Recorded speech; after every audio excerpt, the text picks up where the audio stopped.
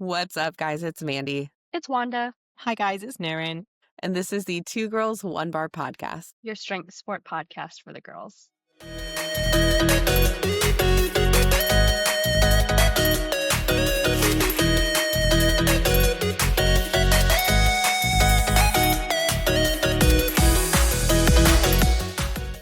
All right, welcome back to the podcast, you guys. I'm excited. This is just our first few episodes of 2026, and I feel like we have such a good lineup this year for everyone. We're super excited to welcome Noorin to the podcast from all the way across an ocean. Across the Welcome pond. across the pond. Thanks for joining us, Noorin. Do you want to give just like a really brief intro for anyone who might not know who you are? Yes, of course. Thank you, firstly, for you guys to. Thanks, firstly, for having me on the podcast. And secondly, I'm Noorin Gulam. I am a Team England and GB weightlifter from England and Great Britain. I've been lifting for 15 years now, so that's half my life exactly.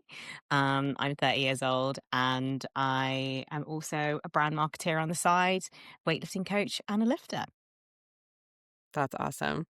We talked a little bit before we started recording, but like you said, you've been lifting for half of your life, which again, for Americans listening to the podcast is super abnormal. Can you kind of tell us what was the path to weightlifting? Like, did you do other sports before weightlifting, or kind of how did you like truly get into it? So I didn't do any real sport before weightlifting. In fact, it was sort of, I was so bad at so many sports and so bad at everything that I always just really wanted a sport that was mine that I could be good at. I was almost like that person that like really enjoyed PE, really loved trying new things. But I was never, we call it like gifted and talented. So I was never picked for gifted and talented, and I was never really that talented at anything to do with sport. I just like really loved it and really enjoyed it. And because I loved sport, I picked PE as one of my subjects that we do as part of like the first kind of set of exams that you do in school called GCSE. And I didn't have a sport. So everyone had maybe like a sport that they could do to be tested on for this GCSE PE qualification. And I didn't have anything. And I also did like the generic fitness testing, and I was really bad at that. So my teachers were kind of like, what are we going to give this girl? And it just so happened that around that time, there was a coach going around into schools, and this coach was Iranian. And in countries like Iran, in countries like Bulgaria, in countries like China, they get kids involved in sport. So they go into the schools and it starts like young, right? So he was trying to mimic that. He was trying to like find talent within his local schools and local areas, and literally just wrote a letter to the school and was like, hey, can I do a weightlifting taster class at your school? And my school were like, yeah, cool. Sure, what's the worst that can happen? And just from there, I kind of picked it up. I was the only girl in the whole class. So it was just me and a bunch of guys. And I remember this, but my coach will deny it. And he was like, you might want to sit this one out. And I was like, well, no, definitely not. And I just think because I was fairly flexible, I could pick up the movements of the snatch. And we literally had 120-kilo bar, a bunch of like random literal broomsticks, not even like the broomsticks that you buy for the gym, like actual broomsticks and random sticks. And we were just practicing snatching and clean and jerking. And it just so happened that you could also take it as part of that GCSE qualification. And that's where it started, basically. My school were like, okay, cool, like let's just get you in and get these guys doing this sport as part of that qualification. And that's kind of how I started lifting. It was in school. We just started like one to two times a week. And 6 weeks in, my coach was like, right, cool, you're super interested, let's get you to a competition. And I was like, whoa, okay. I had to like beg my parents to let me go to this competition. And 6 weeks, you're not really like, still can't really lift anything, right? So let alone like I'd been doing it once, maybe twice a week at school. And he took me to this competition, and the gym doesn't exist anymore, but it was a platform on a stage. So can you imagine just like doing weightlifting, let alone doing weightlifting on a platform, on a stage in this like old school gym? And I just think back and I was like, oh my God, you must have been so scared. But it just snowballed from there, and I just loved that I was kind of like good at something Yeah. finally. Yeah. But it just so happened to be obviously 15 years ago, being good at weightlifting just meant being the only girl there and showing up, right? So um, that was like the start of it. And I found out, a few years later that I would actually have to show up and put in a lot of work and not just exist if I wanted to be anyone in the sport. So Yeah. how did you like go from okay, that like first initial experience as a 15-year-old and like finding a coach, like training consistently, like what did that process look like for you as like an adolescent? So I was so ridiculously lucky in the sense that so I'm from a South Asian family, so my family were a bit mixed, but we're predominantly Indian, African, Portuguese. So the culture isn't very into sport. So there's no athletes in my family, nobody that takes part in sport. Maybe now some that do it recreationally, and you got to think about I've got a big family. There's nearly like over 100 people in my family. So the odds of Hmm. people not doing any sport at all, it's like, whoa, okay, that's a lot of people that just aren't taking part in sport, aren't into the gym, aren't into any of it. So I was like black sheep, right, of the Yeah. family. And there was also no way that whilst my parents loved to get me involved in sort of after school clubs sometimes and stuff like that, doing something professionally, spending money sort of out of pocket, buying all the things that you need to buy for weightlifting. I was so fortunate that my school actually provided that to me. So they gave me my first pair of lifters. They bought me my first singlet, and it was all because I was going to these competitions as like a youth athlete, as like a school, like British schools, British under 17s, and I was coming home with medals, being like one of the only females there competing in my weight class, right? But that still made them look really good because it was like, oh, Hmm. look, we've got a British under 15 champion, under whatever champion, schools champion. And that for me was almost like part of what kept me in the sport, because there was just no way that I would be able to convince my parents to support that journey. Like they wouldn't have seen the vision there, if that makes sense. Yeah. Um, so I was so lucky that everything happened at school. The school funded things. The school provided the minibus. It took us to the competitions. It was all sort of encompassing. It really, I think the challenges started to happen when I left school, left that support network, and went into uni. But prior to that, it was like my coach really pushing and taking us to competitions, and my school being super supportive. And if I didn't have that, I don't think I'd really have like pushed through. I don't think I would be here today. I don't think I'd be Yeah. practicing that sport. So support is so crucial, and having that, not having that at home, but having that at school was. I just feel so fortunate and so lucky to Yeah. have been given that opportunity from them. So that kind of snowballed. So as you started going to competitions and doing stuff, my coach actually had loads of different schools that he would go into and do this, and then he'd have collective like community sessions at a local community center. So we do 2 sessions a week, and then maybe he'd say, oh, if you want to, you can come to this place and do this session with us, and we'd jump on the bus. So me and a couple of my friends at the time, because we'd all started doing it together, we would jump on the bus after school and we'd go to this other place, and sometimes we'd be dragging mats out of like storage cupboards and like lifting on like carpets and in random spaces, and we'd just make it work, and we'd pull the mats out, we'd get all the plates out of a cupboard, and we'd train, and slowly 2 sessions turned into 3 sessions, turned into 4 sessions. But we were kind of traveling around the county, going to different places following this coach. And to be fair, it's just lots of fun. Thinking back Yeah. as a kid, like lots and lots of fun. Yeah. Um, you know, After school with your friends, jumping on the bus, going to do this thing, and you come back with medals and stuff, and it was very cool. And um, no, I absolutely loved it. It was kind of what the real challenge started though when I started making senior competitions and then not winning, and I was like, whoa, this feels shit. Yeah. So it was like, right, okay, really have to take this seriously. So that was when I started to train even harder and going to sessions on my own and stuff like that. And then after that was just kind of navigating uni and pushing through that. I think there's been so many stages of my life now, I think, because there's like the Yeah. school, the university, the start of work. Like I'm not a Yeah. full-time athlete. Well, kind of am now, but I haven't been a full-time athlete throughout my whole sort of career. I've got a career, I've had a career. Um, so this feels like there's so many sort of little moments where it's like, okay, I need to push through this. Okay, let need to push through this and figure out what my why is on each phase of that. Yeah, I think it's so cool that the coach brought the different schools together. Like, what a cool experience just as a kid also to then you got to be connected with kind of this bigger team, which I think is a cool thing about weightlifting. What was your first senior competition like? So you were going to all these youth ones, you're bringing home all these medals. What was your first when did you make your first senior competition? And then what was that like? And then, you said a lot of your training kind of changed after that. So if you can get into that a little bit, I'm curious.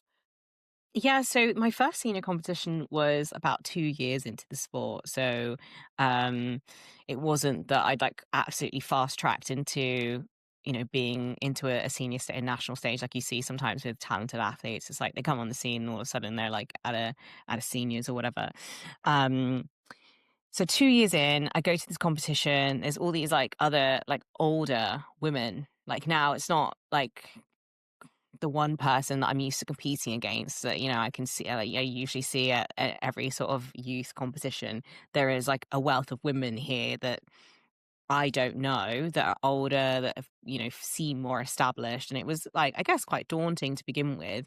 But the main thing was like competing and then feeling like, whoa, okay, I'm not just going to have things handed to me now, because even before I could have a shit competition and still go home with a medal. Whereas like now I'm like, okay, one, the level is as higher, so I've got to level myself up. And two, like I've actually got to come here and perform because, I'm now competing against women, not just, like kids. So I think that was that shift. And I was quite fortunate. My coach as well, he was like, you just got to keep training, just keep training, and you can be someone, you can go to internationals, you can do these things. So I think it was quite good for me to be told those things young, because I was thinking, every time you show up to training, you think there's a higher purpose here. It's not just, obviously, first it was like we have fun and it was great. And at the time, wasn't thinking too hard about going to an international competition. But I was like, okay, if I keep showing up, things are going to happen. If I keep showing up, I'm going to get to places, I'm going to medal. And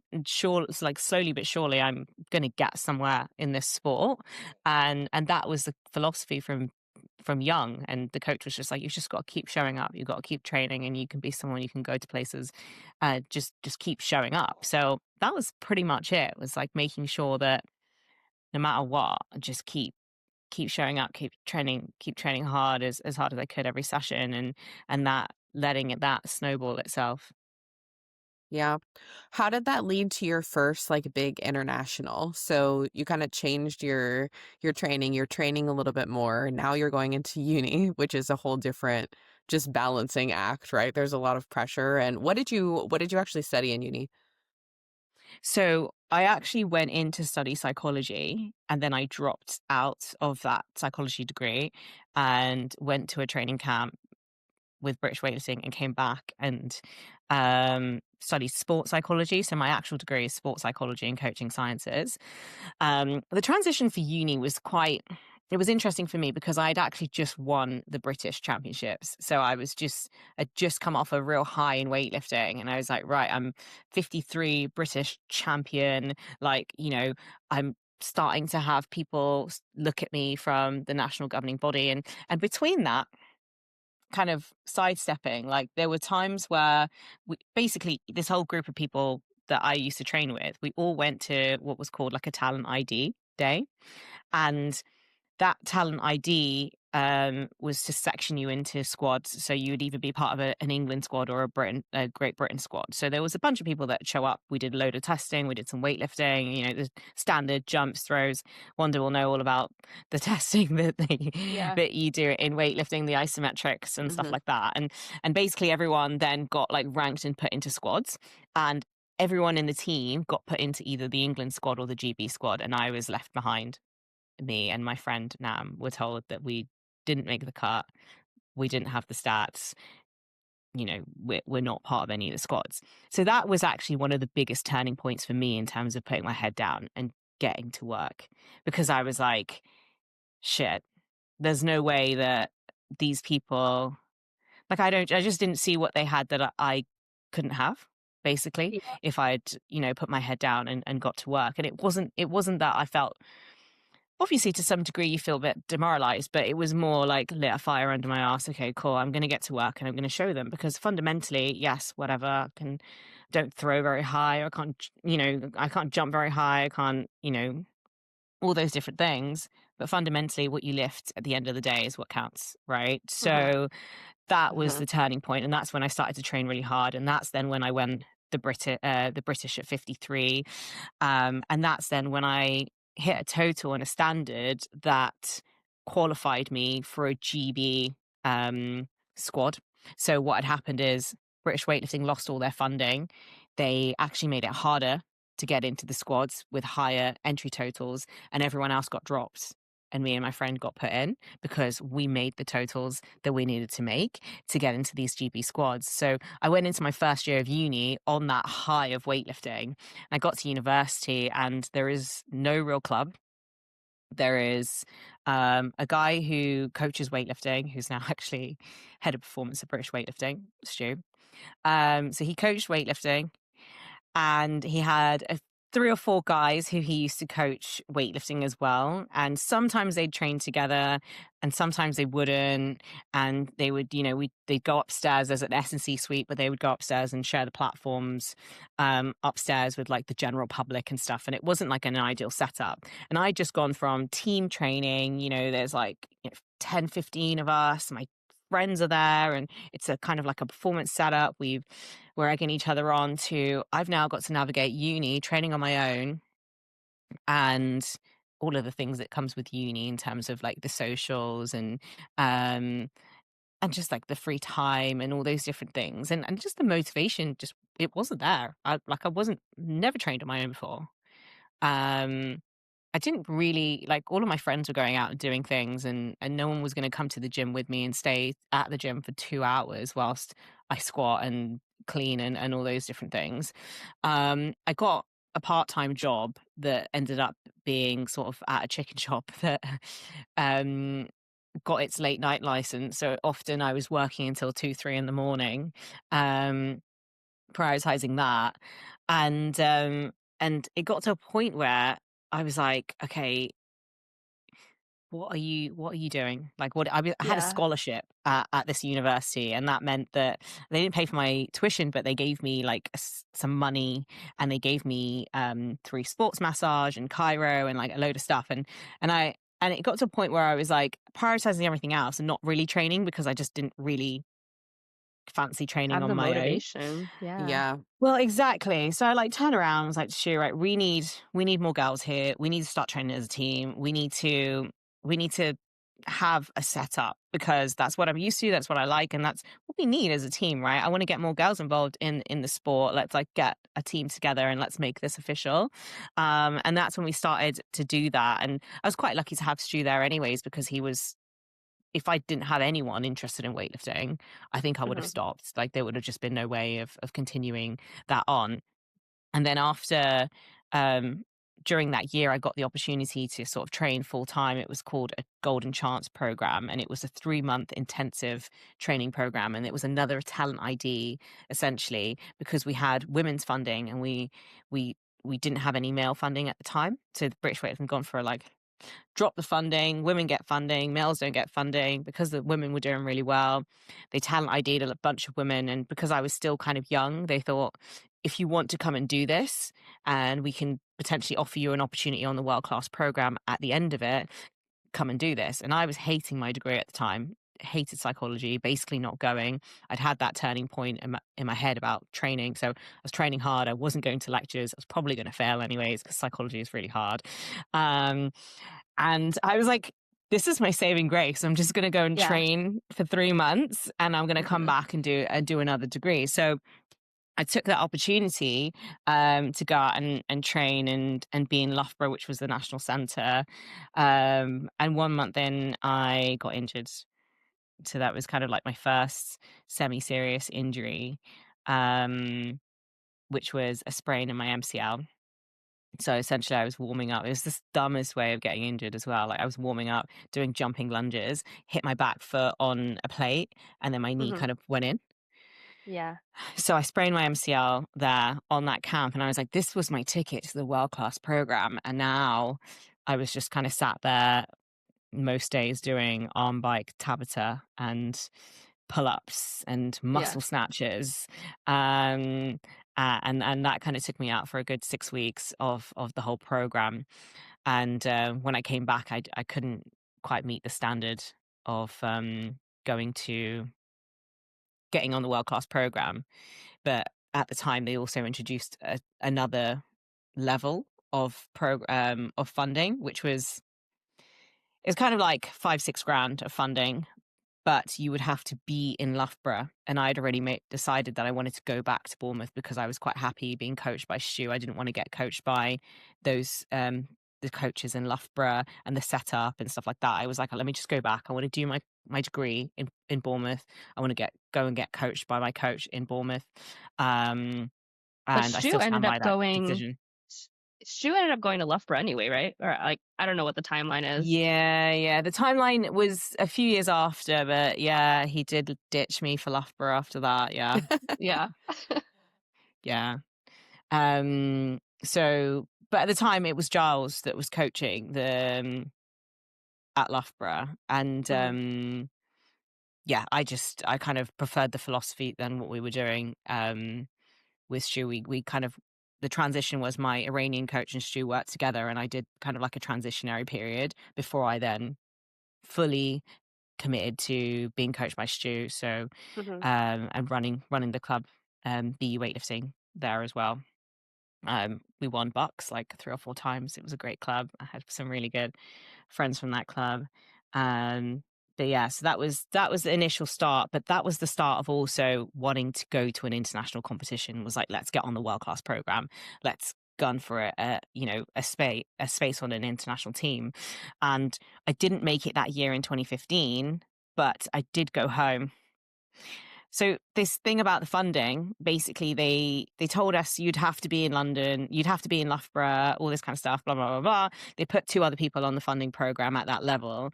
One of them lived in London, never went to Loughborough. So I was like, right, okay, you lied about that.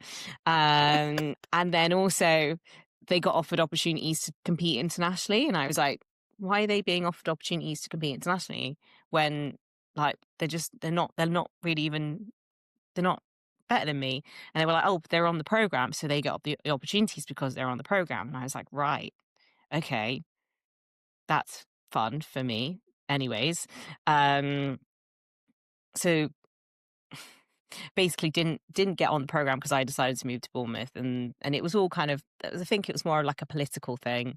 Um, and the year later it was the Rio 2016 games, and we wanted to send a full team to go to Rio, and I was the top ranked 53 at the time.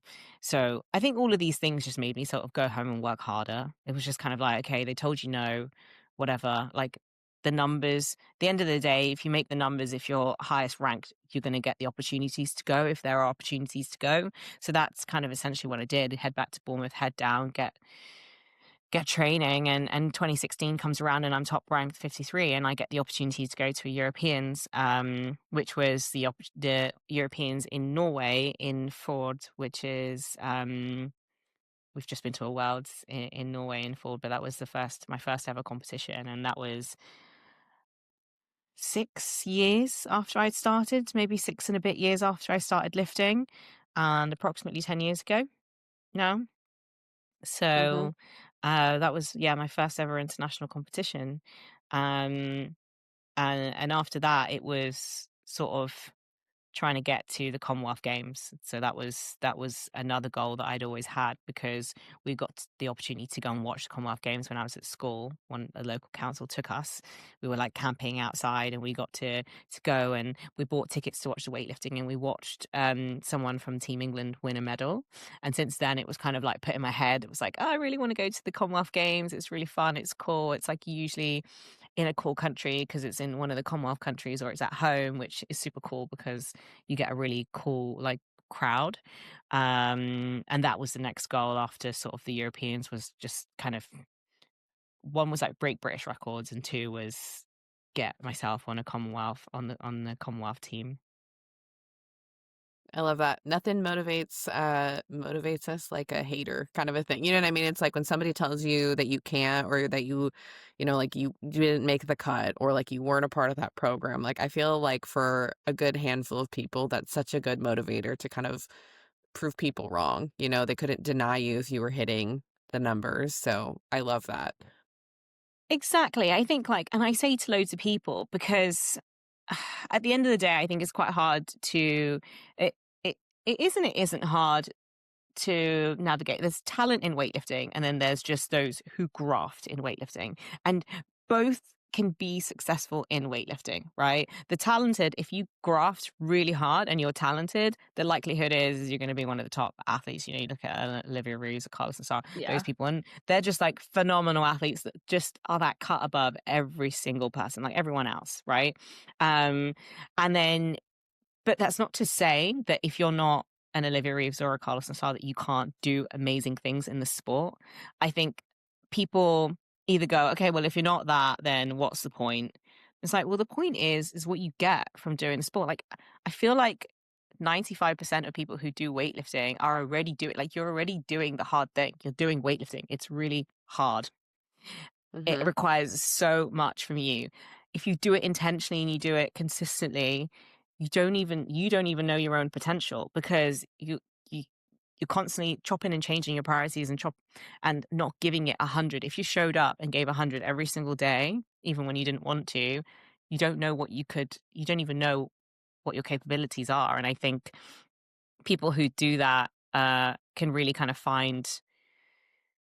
push through the boundaries of their physical being. But you're going to have it in your head, right, that it's possible to begin with. Because if you put it in your head that it isn't, and it's so far away from you, then you're not going to want to push and do the work that's required.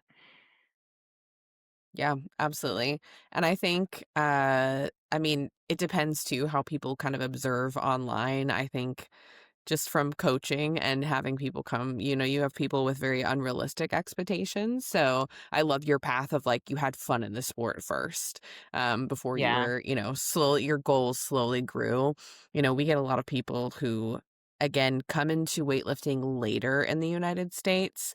And so I definitely like can count on I can't even count on my two hands. I've had a lot of people come to me like, I want to go to the Olympics, and like they don't know how to snatch yet.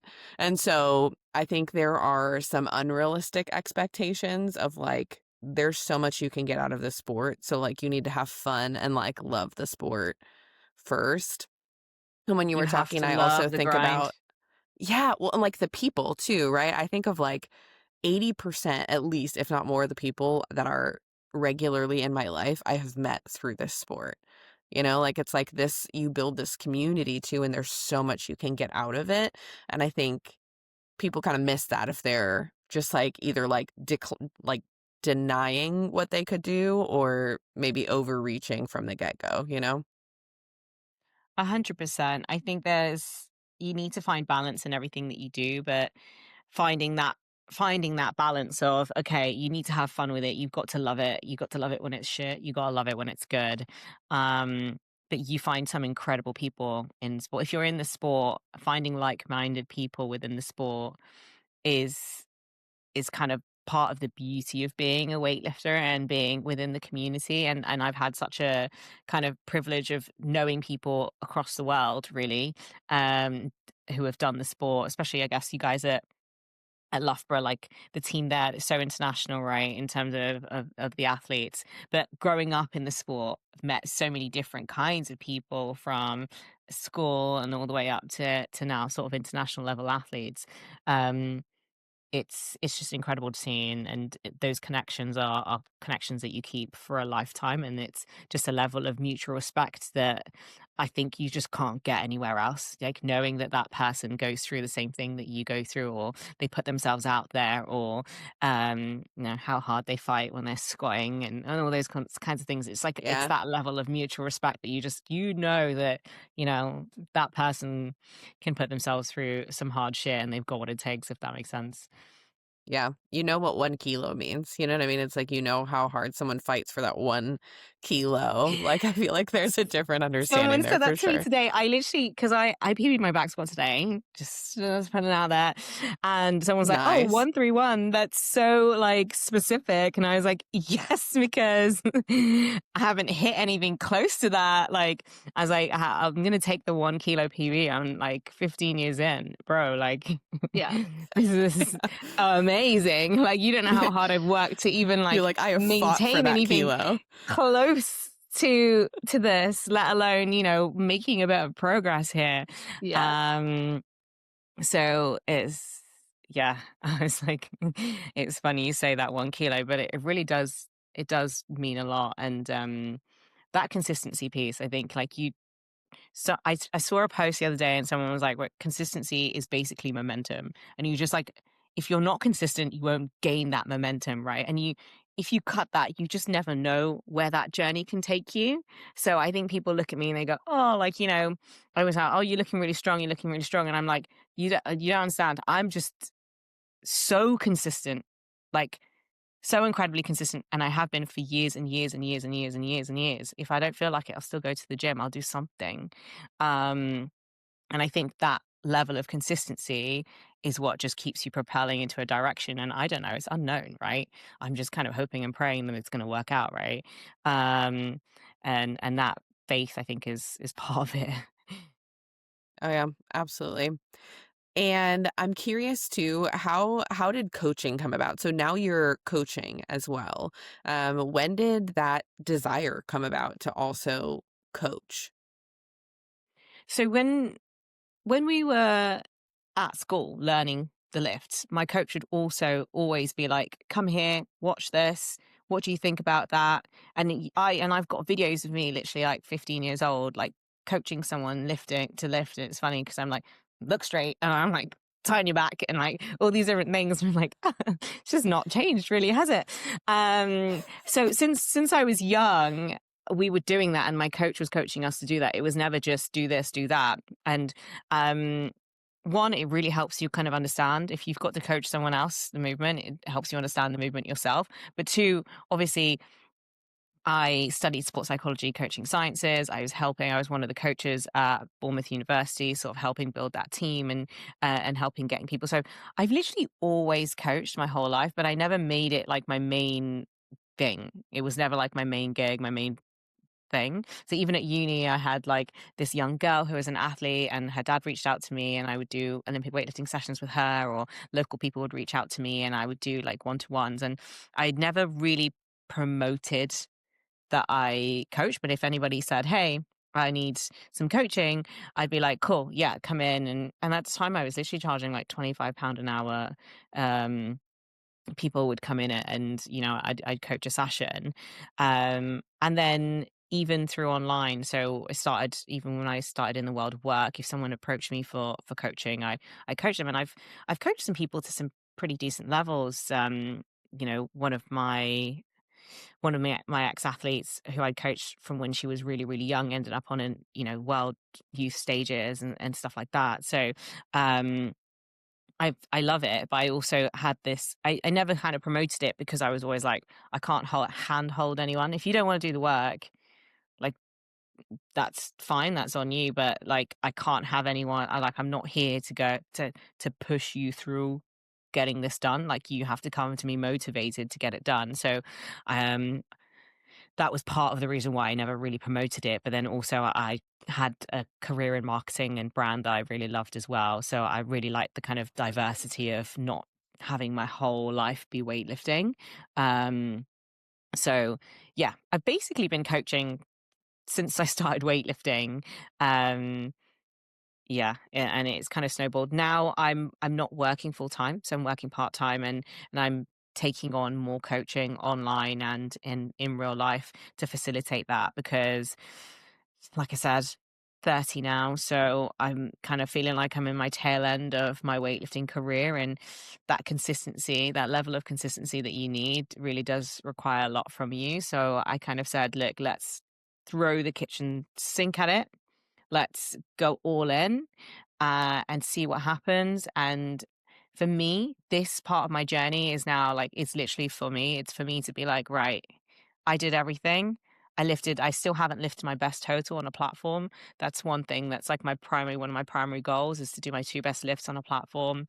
And if that gets me places, that gets me places. If that doesn't, I think I will still be able to hang my boots up really happy and content that I gave everything that I could and I lifted my best, and if someone beats that, then great, good for them. But I think I'm going to be happy and content in myself knowing that I put a result out there that I was really happy with, and that my 15 years of work has amounted to something that I can be proud of, if that makes sense. And that's not really Yeah. about medals. That's not really about international competitions anymore.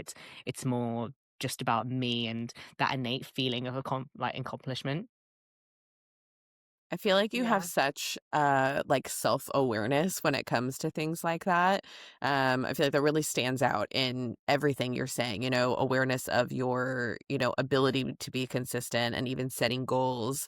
How have you always been that way, or did you kind of like do work? Because I think that's a hard piece for, I mean, we've talked to a lot of different athletes at all levels, and that's not always common, to be able to kind of set more personal goals or not be comparing as much. Or I feel like you have I feel like there's got to be a better way to say it, but like such a good head on your shoulders, and your goals are so personal. Um and that's not It super common from people we've talked to. It's definitely been a journey, don't get me wrong, and I think it's been a journey of understanding, like, who you are. So, someone who does a lot of self-reflection. I will, like, say something and be like, "Oh, why did I even ask that person that question? Like, why do I need to know that?" And, like, just kind of so curious about, like, how my mind works, how other people's mind works, what motivations are, and I think I try to be the athlete that I I thought was what an athlete was. Can't celebrate lifts until you've hit a PB or you made your third attempt. Um, being a certain way, just kind of like I think you've got this projection or this idea of what an athlete should be, and I think I tried to be that person and be competitive and wanting to like lift I feel like I'm not that competitive in that sense. So like I don't see someone lifting something and like all of a sudden my motivation grows higher to lift more than that person. Like if anything, I'm better off not seeing anything and not having the pressure of seeing what someone else is lifting and just going with like me, what makes me feel good, what makes me feel special in myself, and that gets the most out of me. It's not about I want to be better than that person. I want to be the strongest out there. I want to know that I've worked my hardest and I've gone onto the platform and I've done something that feels like it's the heaviest that I can do. So it's very kind of like personal to me. And that's been a journey of self discovery and self reflection. And I think it's really hard when people go, oh, you had a bad competition. If you say the reasons why you had a bad competitions, all of a sudden it's like, oh, making excuses and all this kind of shit. Like, and you don't want to be seen as making excuses. And there is a term actually in sports psychology, and it's called attributions. So it's like what attributed to a successful day and what attributed to a bad day at the office, right? And these aren't excuses. These are literal things that you can say, well, actually, I did this in my warm up and made me feel really good. Oh, I thought this thing and it made me feel really anxious before I went onto the competition stage. Put my belt on and I felt sick. On top of the anxiousness, I feel like I'm going to throw up. Obviously, that physical feeling it's not going to bodes well for you when you're competing. And I think quite a lot of the time you're scared of people thinking that you're making excuses or you're doing these things they don't understand what it feels like to step on a platform and to compete and to cut weight and to do this and to, they don't know what it's like to be you, to be in your mind and to know what is happening physiologically in your body and how that feels in order to perform, how you need to perform or how you want to perform. So I think like a lot of it is just kind of like fear of that judgment, and not really doing the self-reflection because you think it was just a bad day, I need to do better. Okay, how do you know how to do better? I had a bad day at the English. I got incredibly nervous and anxious. This is literally, last month. I was feeling sick to my stomach. I have competed hundreds of times. I've done English or the British multiple times, and I was feeling anxious and I was feeling nervous, and there was loads of external things that I was thinking about, and these thoughts that I was having, and like all of my energy feels like it was flying out in multiple different directions, and it wasn't there for my lifting. And people can say, oh, you're making excuses for yourself, blah, blah, blah, blah. You need to sort it, whatever. It's like, yeah, okay. But like, I need to understand like, why am I feeling the way that I'm feeling? And really come to terms with that and really be brutally honest with myself. Okay, even if it's like a little bit embarrassing, cool. Who can I talk to this? Who can I talk with about this? Go on the phone to a sports psychologist. Oh, by the way, I was thinking this, I was thinking that. My life's been like this, blah, blah, blah. And they can sort of start to rationalize it a little bit more for you and help remove that guilt and that kind of, um, I guess it's like just fear of judgment around your thoughts, because at the end of the day, like sometimes you have irrational thoughts and that's okay. Yeah. Um, but I'd say a big part of it is just self-reflection, and I'm very self-reflective, and I'm not ashamed to be like, okay, cool, that happened. How can I fix it? How can it make me a better athlete? And not accepting that just because, like, okay, I'm not a very good competitive athlete in terms of like I don't want to beat people, that doesn't mean that I can't lift well and beat people. I just need to figure out the lift well bit, right? Yeah. If I lift well, the opportunity to beat people becomes higher, right? Yeah. So if and I'll be happier regardless of whether I beat people or not. So Yeah. just because I can't mentally put in my brain that like, oh, it doesn't work well for me if I need to beat people, that doesn't mean that all of a sudden I'm a shit athlete and I'm not going to get anywhere in the sport. And I think that closed mindset is where um, it can really get to people, and then Yeah. they stop having those self reflections. They just kind of tell themselves, "Oh, you're a shit athlete," as opposed to being like, "Okay, well, actually, how do I be the best I can be?" Essentially. We we lose the investigative part of it, right? Like we'll just like I think the difference between the making excuses and like really doing the self-reflection is we lose the investigative part of it of looking into like why and how it's, attributing and contributing and all of those types of things for sure.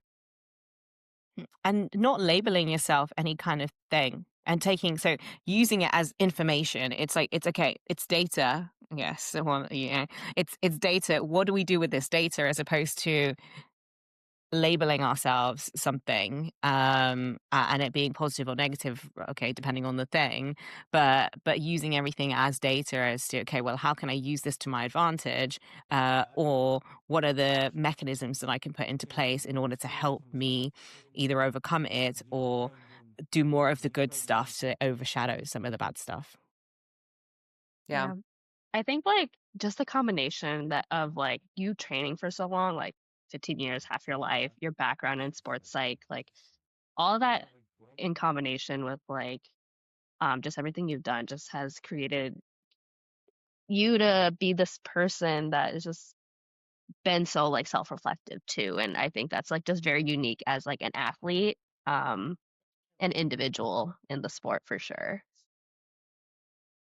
I Yeah. think it's like, I also can be an overthinker, and I know there's lots of weightlifters that are, or people who do weightlifting that overthink, and actually some of the people who do weightlifting really well just don't overthink, and you think, ah, amazing. That must be so Hmm. nice for you not to have all of these thoughts Yeah. flying around in your brain when you're trying to weightlift. And I think that's like, it's like, okay, well, that just labels you, oh, you're a bad weightlifter because you overthink. No, it's like, what are the coping mechanisms that you can put into place?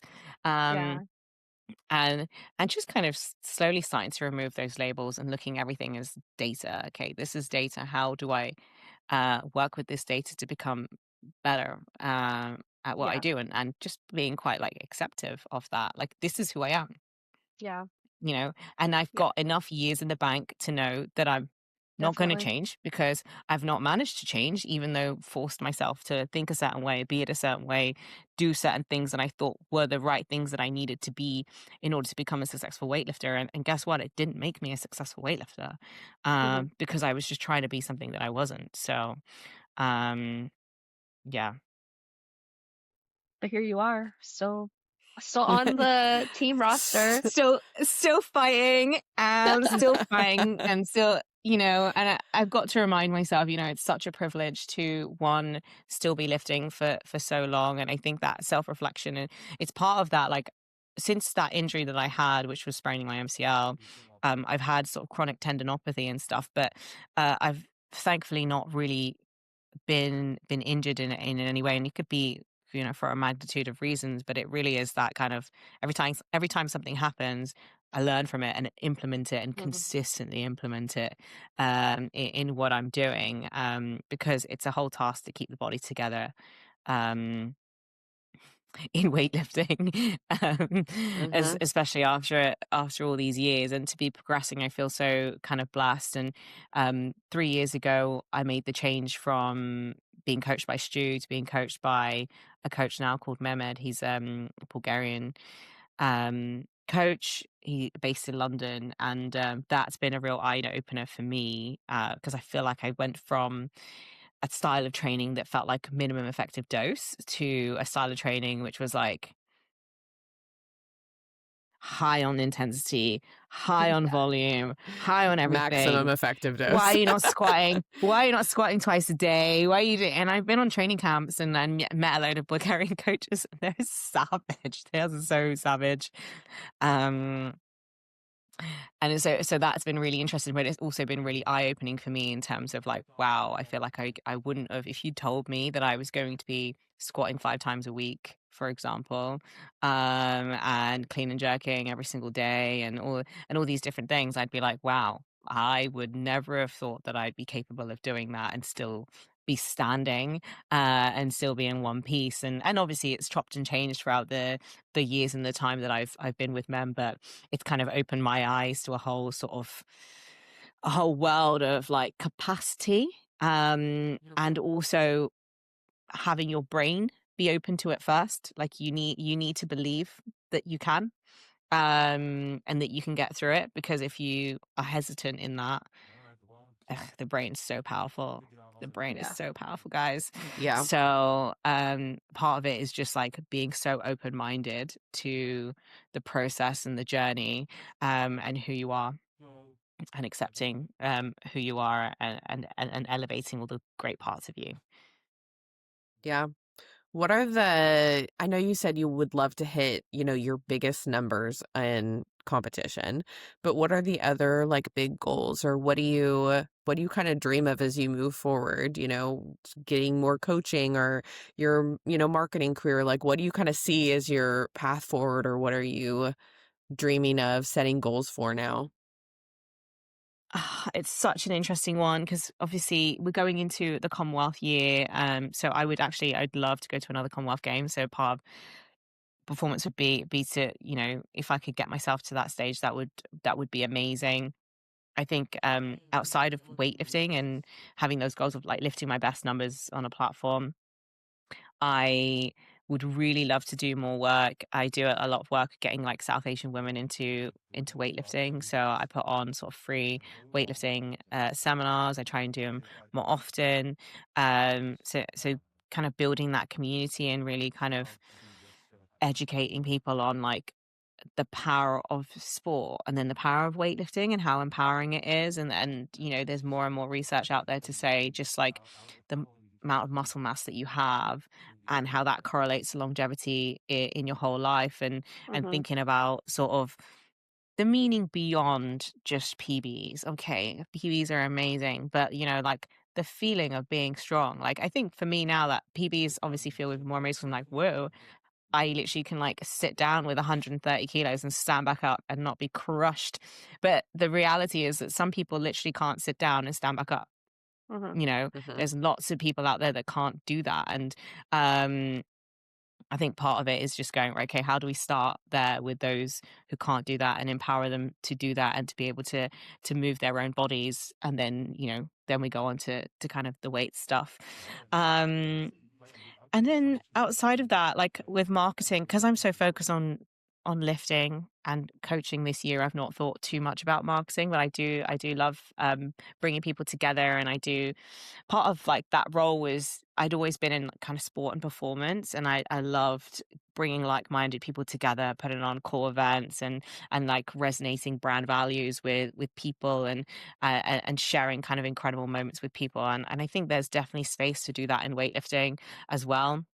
We're looking at hosting like a an um all female team kind of competition series. So we're thinking about doing that. Um and yeah, just generally I think like my headspace is very much on performance and coaching right now, and following my passions. I'm going into schools and promoting sport and telling my story in schools this year as well. That I think the back burner is the career, but I will be switching that career mindset on, I think, maybe later on in the year and into 2027. But right now it's all about weightlifting and Yeah. promoting sport. Well, I think to the impact from that, right? Like, obviously, the two of us really believe about more women in strength sport and women in sport in general. So I think the lasting impact of that is also creating something for yourself, because you know that weightlifting is bigger than just you on an international platform. It's, like you said, people can't sit down and stand up or do that without pain. And there's a lot of girls and women in especially in different cultures who are not exposed to the ability to be a part of a sport like this. So even though your focus in is weightlifting and, getting to Commonwealth Games again, I still think you're doing such really cool work with getting women and girls into the sport, which is awesome. I think I waited so long for like people to care about South Asian women in weightlifting, and it was like, right, no, Noorin, you just you have to take center stage, and you know, if this is a cause that you really are passionate about, go get out there and do what Yeah, you can. absolutely. So part of it Yeah. is sort of, if you can't see it, you can't be it. So it's like, right, trying to elevate myself as much as I possibly can as an athlete, so that, you know, the girls and the women that are doing it now can see someone get to a certain level and feel like they can, and that it's possible, and they just need to keep their head down and training hard, but then offering opportunities to those who don't have the opportunity or don't have the money or don't see themselves as you know, weightlifters or strong or athletes, and giving them that push and that opportunity, and offering up my time um in order to get them exposed to the sport. And I think it's all like so important to me. And then going into schools, I think it's like kind of wrapping it all around. It's like, okay, I'm an athlete mentor for a charity called the Youth Sport Trust, and I'll be going into schools and I'll be telling my story, and hopefully then having, you know, young girls listen to what I've done, hopefully will encourage them to do more sport and to get more involved, and to back themselves when it comes to sport, because I think that's part of it, right? Is that not Mhm. having that voice that says you can do this, or that role model that demonstrates to you that it's possible and it can be done. So yeah, that's my plan, is to just be telling everyone who'll listen that they can, that it's possible, Yeah. and you just keep showing up. Yeah. Literally. That No, that's so awesome. I love that. Before we wrap up, Wanda has some rapid fire questions for you. Ooh. Okay. Okay. What is your favorite lift? Snatch. Snatch. It's got to be What's snatch. your There's always like a love hate, but snatch. yeah. What's your favorite time to train? One, like a 12 to 1 o'clock in the afternoon. Like right after lunch? Yeah, so like sometimes I have lunch for breakfast and then I have like a like snacky breakfasty thing and then go to train. Then you can still Sure. have like 200 milligrams of caffeine and sleep like a baby, so it's fine. Yeah, yeah. Um, ooh, what's your favorite Naco flavor? If you still like Naco, I don't know. Yeah, blood orange. Okay, that's a good one. And then what is your favorite what has been your favorite destination for a meet that you've traveled to internationally? I swear you've Ooh. been to Fiji recently. Am I wrong? I didn't go to Fiji. I didn't go to Fiji. No, there's some cool ones that I didn't get to go to. I'm going to pick two. I'm so sorry. I'm going to pick two. One is going to be Norway because we actually didn't stay in the same town that everyone else stayed at. We Okay. ended up staying in like a little town outside, and we were just literally just off. There was like a beautiful lake, and the views was like just insane, and it was quite nostalgic coming back 10 years later for my first Yeah. competition, back in Yeah. the 53 category. Yeah. So yeah, that was amazing. And then the second one would be Taiwan. I did the Okay. World University Games in Taipei, and that was just like my first time in Southeast Asia, just experiencing the food markets, and the people were so lovely, and just being in Southeast Asia was just amazing. Yeah. Those are my only That's questions for you. awesome. Yeah, that's awesome. Yeah, that's so cool. Can you tell people where they can follow you, how they can support you, if there's, places to shop, things to do, if you can tell everybody, tell them what to do. Yes, so I am predominantly on Instagram. You can find me, and it's at Noorin Noorin, and I'm also on TikTok. It's Noorin Noorin. Gulam 95, and essentially just kind of follow, like, engage. I'm usually really good on like DMs and stuff. I coach, so if you're interested in any sort of online coaching and stuff like that, you can drop me a message, or there's online coaching forms. And then I'm thinking maybe to do a little merch drop just to support some of the competitions that I'm doing this year. So look out for that. Maybe I'll do a little merch drop. I do it sometimes to support international competitions. But other than that, just cool vibes. Just send positive vibes my way. That'd be great. Yeah, that's awesome. Noorin, thank you so much for joining us today. It was Thanks so for great having me. to chat with you. I'm sure people are going to learn a lot, hopefully believe in themselves a little bit more and keep showing up. Yes. I Absolutely. You're also our first like international like lifter. So being able to Oh, that's hear true. You are our Noorin! very first international yeah, lifter. being able to hear like Oh, another wow. organization's like structure is just really interesting. Yeah. Yeah, it's interesting. We didn't go into too much of the details, but yeah, Everything's I political. was gonna So try and grab my shoes and show you, because I have a phrase, and it's work hard, dream big. So if I'm gonna leave everyone with anything, yeah. it's to work hard and dream big for them goals. So yeah, definitely Yeah. believe in yourself. Yeah. I love that. That's a perfect ending. We'll see you guys next time.